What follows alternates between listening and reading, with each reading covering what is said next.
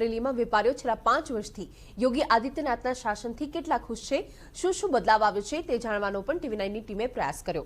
રાયબરેલીના વેપારીઓ સાથે વાતચીત કરી અને તેમનો મિજાજ જાણ્યો, મુશ્કેલી અને માંગ શું છે તે પણ જાણ્યું।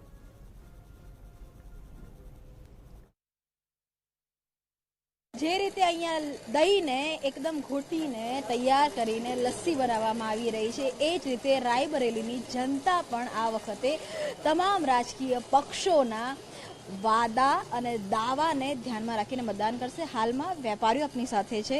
अगर हम बात करें तो किसी भी शहर का बैकबोन उसका व्यापार कहा जाता है, तो इस बार व्यापारियों का क्या मिजाज है, कौन से अहम मुद्दे आपके लिए मतदान को लेकर रहेंगे? देखिए, हम जब देखते हैं कि 5 साल पहले क्या स्थिति थी और आज की स्थिति क्या है, तो उस पर हम तुलना करते हैं। जब तो 5 साल पहले हम लोग अपनी दुकान बंद करके घर जाने के रास्ते में ही तमाम चोरी छिनैती लूट सब होती थी। अब उससे छुटकारा मिल गया है, नंबर 1। नंबर 2, अभी जहां आप खड़े हुए हैं, अगर इस समय हम 5 साल पहले स्थिति ये थी कि आप यहाँ बात नहीं कर सकते थे जनरेटर के शोर और धुएं की वजह से, तो अब इस समय देखिए कितने आराम से हम लोग बात कर रहे हैं। कहीं जनरेटर कोई काम नहीं, क्योंकि 24 घंटे बिजली मिल रही है। तो व्यापारियों के लिए तो आप बताइए तो यही है। कितने अहम मुद्दे व्यापारियों के लिए इलेक्शन में रहे हैं? मैम, ऐसा है कि अभी 4-5 साल से हम लोग का बिजनेस काफी ग्राफ गिरा है। सुरक्षा तो पूरी है, बिजनेस घटा है, बिजनेस गिरा है।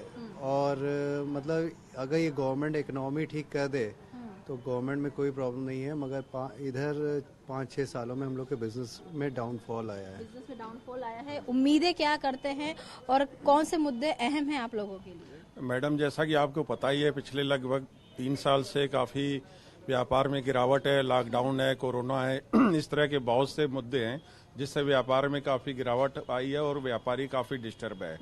तो जिस तरीके से हम लोगों को बताया गया या सरकार ने वादे किए कि किसानों के कर्जे माफ हुए, कई लोगों के कर्जे माफ हुए और बैंक के ब्याज माफ हुए, तो उसी तरीके से व्यापारी भी उम्मीद करता है उसको भी इस तरह की सुविधाएं मिलें, उनको भी इस तरह से कर्जे माफ हों, स्कूल की फीस, कर्जे, ब्याज, ये सब चलते रहे, लेकिन व्यापार बंद रहा। यहाँ तक कि दुकान की शटर 2 महीने बंद रही, तब भी बिजली का बिल आता रहा। अच्छा। तो उसमें भी छूट मिलनी चाहिए। व्यापारी तो यही चाहता है, अमन चैन है, सुकून है, वो तो बहुत अच्छी बात है। सुरक्षा है, वो भी बहुत अच्छी बात है, लेकिन व्यापारी का और उसके घर परिवार तो उससे चलता है, व्यापार से चलता है ना, तो उसमें ग्रोथ होनी चाहिए। उसके लिए उनको छूट मिलनी चाहिए कई तरह की, जिससे मिलनी चाहिए, ये आप कह रहे बर्डन कम आए। आप बताइए क्या कौन से मुद्दे इस बार आपके लिए चुनाव में अहम हैं? देखिए, अहम मुद्दे तो ये हैं कि ऑनलाइन ट्रेडिंग से व्यापार ज़्यादा प्रभावित हो रहा है। हम लोग ने लगातार सरकार से मांग की कि ऑनलाइन ट्रेडिंग के ऊपर नकेल कसी जाए, इस पर रोक लगाई जाए, जिससे खुदरा व्यापार चल सके। क्योंकि जो खुदरा व्यापारी समाज सेवा में यही आगे बढ़ चढ़कर हिस्सा लेते हैं। अभी कोरोना महामारी थी, क्या आते हैं, तो हमारे जो खुदरा व्यापारी है, भले अपने एक समय का पेट काटा, लेकिन लोगों की सेवा की, लोगों तक राशन पहुंचाया, क्या आते हैं, खाने पीने की व्यवस्थाएं पहुंचाई हैं।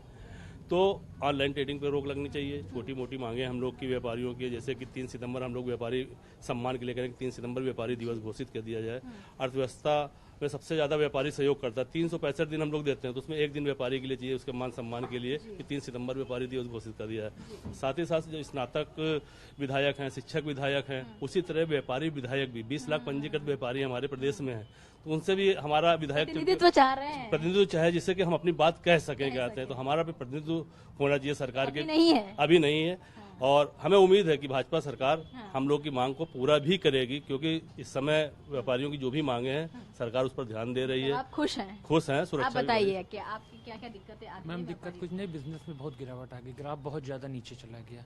गवर्नमेंट अच्छी, सारी चीजें अच्छी, पॉलिसीज अच्छी, काम बहुत अच्छा करना, उसमें कोई डाउट नहीं, लेकिन बिजनेस पे बहुत प्रभाव पड़ा। इम्पैक्ट ये आ रहा है कि बिजनेस ग्राफ दिन ब दिन बहुत डाउन होता चला जा रहा है, क्योंकि ऑनलाइन बहुत डिस्टर्ब कर रहा था बड़ी चीज। उसके बाद जितनी बंदी थी, कोरोना था, ये सारे जितने वेरिएंट्स थे वो सारे, तो उसकी वजह से बहुत ज्यादा बिजनेस में डाउनफॉल है। जीएसटी हम लोगों को देना ही है, सारे टैक्सेस प्रॉपर हम दे ही रहे, उसमें कहीं कोई 1 रुपए का कंप्रोमाइज नहीं। और सबसे बड़ी चीज, मध्यम वर्गीय बिजनेस क्लास जो इनको प्रॉपर ईमानदारी से टैक्स दे रहा है, उसी के ऊपर इतना लोड डाला जा रहा है। यही तो समझ में नहीं है भाई। नीचे वाले को तो आप राशन फ्री करे दे रहे हो, ऊपर वाला बड़ा आपके स्तर पे, कोई दिक्कत नहीं, सारी चीजें आपके मैनेज कर।